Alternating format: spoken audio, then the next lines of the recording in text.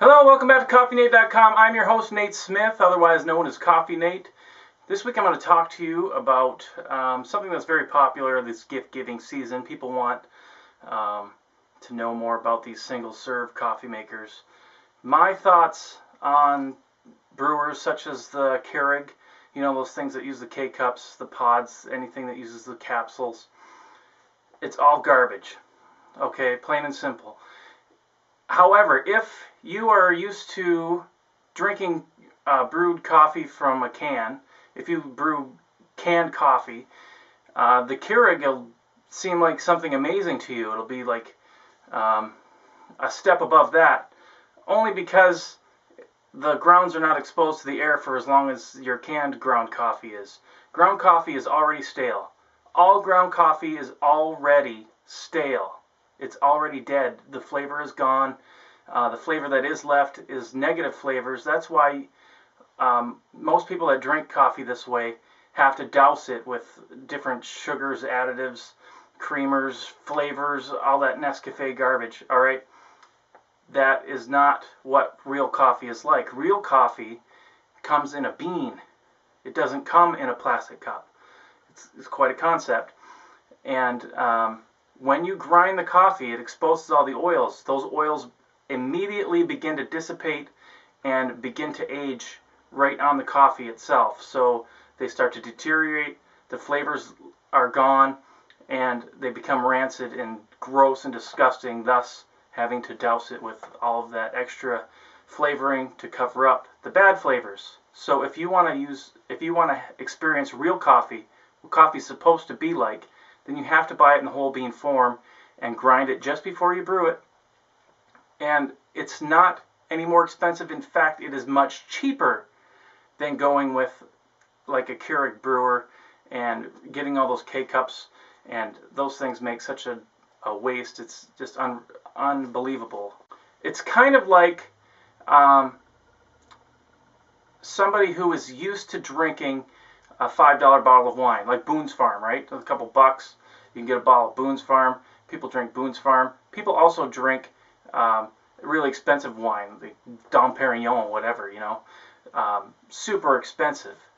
But it doesn't really match up totally, because you can have the more expensive and better quality coffees for cheaper than the Boone's Farm variety type, like K-Cups and pre-ground coffee. All of those things are more expensive.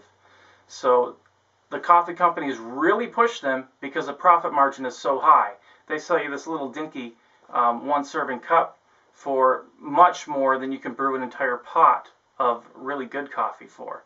So you might say, oh, I don't have enough money to spend on a brewer. Well, you can get a French press. The one I have right now is a stainless steel French press. It's awesome. It's made by Bodum, and you can get it right now for 51 bucks, and it's usually $100 and some dollars. You can, or if you don't have kids or a clumsy other person living in your house, you can get the glass ones, which I've already been through 3 of them. Those, you can get those for 30 bucks or less even sometimes. So it really isn't a matter of cost. It's the only advantage that K-Cup Brewing provides is with convenience. That's the only thing. Not better on price. Obviously not better on taste. So the only thing you're left with is convenience. And is it really something that you're willing to sacrifice, something that you partake in daily? There's other single serving brewers out there that you can brew real coffee with.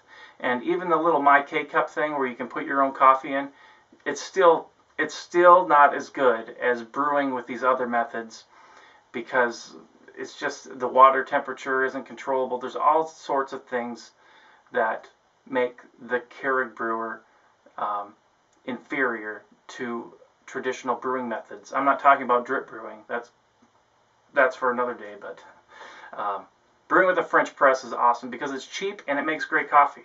What more can you ask for? So this week I got these awesome coffees sent to me. I got a couple coffees sent to me by Kirk Jeffery at KirkJeffery.com. He's a small micro roaster. He roasts in small batches, and he sent me some samples, and I'm going to talk to you today about a couple of them. This is Holiday Coffee. It's Honduras Beneficio. I don't speak Spanish, so I apologize to anybody that knows what that word is supposed to be pronounced like. Anyway, this coffee, I can't really say I've been impressed by Honduran coffee before, but this was a pleasant surprise. When I ground the beans, they smelled like a deep dark cherry aroma to it, and when I tasted it, that flavor also presented itself in the cup as well. And it also, I noted cranberry too, and a little bit of chocolate in there. So it's a really nice coffee. And what I really liked about it is it gave a warming feeling when you swallow it. When you swallow it, you like when you drink a shot of brandy, that warming feeling that comes over you. And you know what? I felt like, oh man, this is a great holiday coffee. It was a cold day when I drank it, and it just fit the scene perfectly. It's funny to notice the tasting notes on his website though note orange peel and spice. But I didn't really get that. What I got more of was the berry flavor, like I told you before, and the dark cherry, not like the black cherry, not really sweet, but still a little fruitiness to it. I did note when it cooled off, I could but this was after I read the tasting notes, so I could kind of pick up on the orange a little bit. It's not like a light, crispy, tingly citrus, but it's more of a smooth, a little bit of spicy orange. But that was after I read the tasting notes, which you should never do if you're going to try and cup or taste coffees and come up with your own thoughts on what's in there. Sometimes people taste different. Imagine that. People have different tastes. The second coffee I got from them was the house blend. I'm not a big blend guy. I like the single origins. I like to taste that individualness of the coffee. Blends sometimes can be more rounded, providing more depth, but the single origins, when done properly and when they use a really good high quality coffee, you can get that full body, and it can be a well-rounded cup on its own.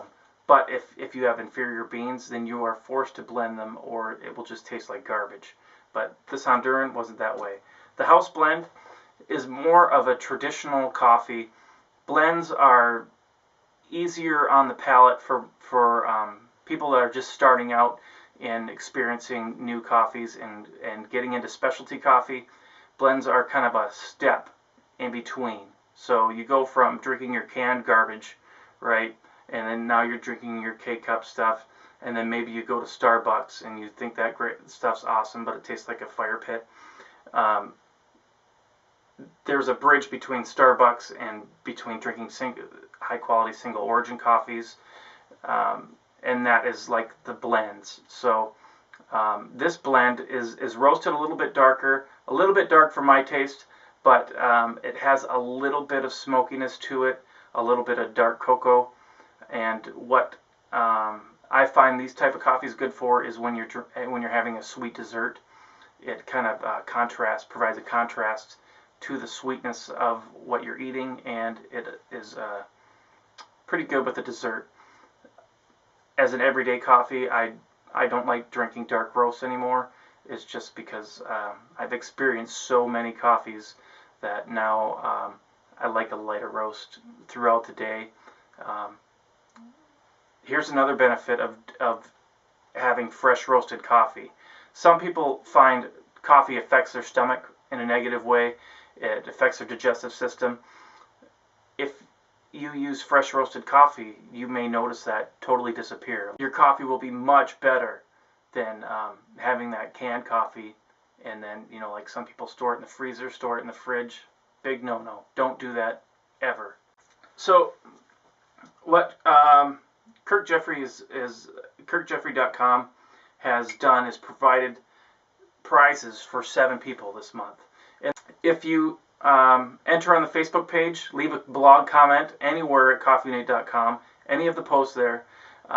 Tweet a link to CoffeeNate.com on Twitter. Click the tweet buttons, all that stuff.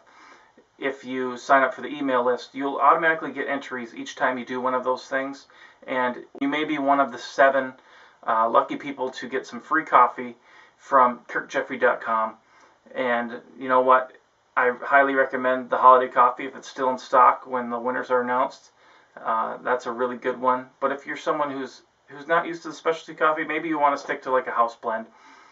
It's a good stepping stone for you. Thanks a lot for joining me this week at CoffeeNate.com. If you have a coffee question, just feel free to click the contact button or go to CoffeeNate.com/contact and shoot me an email. I have no problems answering your questions. I get email questions all the time, and this week I've gotten a question. It's just one that I get frequently, which kind of blows me away. People ask me what is the best way to store ground coffee, and I think they get a little offended when I tell them that my answer is in the garden, because it does make a great soil enricher and much better than it does a beverage. See you next time at CoffeeNate.com, where there's always something brewing.